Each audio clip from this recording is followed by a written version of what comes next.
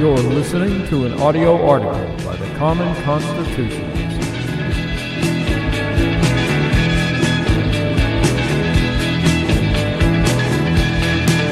Today's audio article is entitled, Greedy Ruling Class is First to be Vaccinated.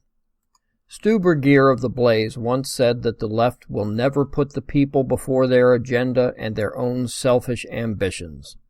He couldn't have been more correct, and we are seeing a couple of recent examples of this heinous trait of the left. One is, of course, the stimulus bill, or lack thereof, that President Trump has sent back to them to fix. And the second, which is the subject of this audio article, is the parsing out of the COVID vaccine. There are around 50 million Americans over the age of 65, even less of 70 plus, which is apparently considered elderly.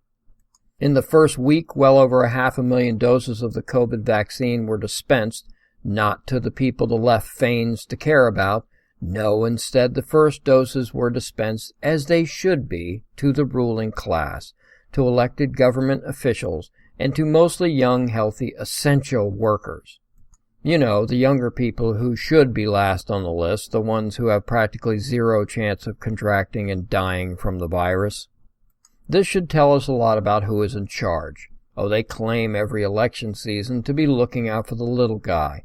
But when the rubber hits the road, when desperate times, or even faux desperate times arise, our ruling class will toss those who really need help right out of the lifeboat to save themselves.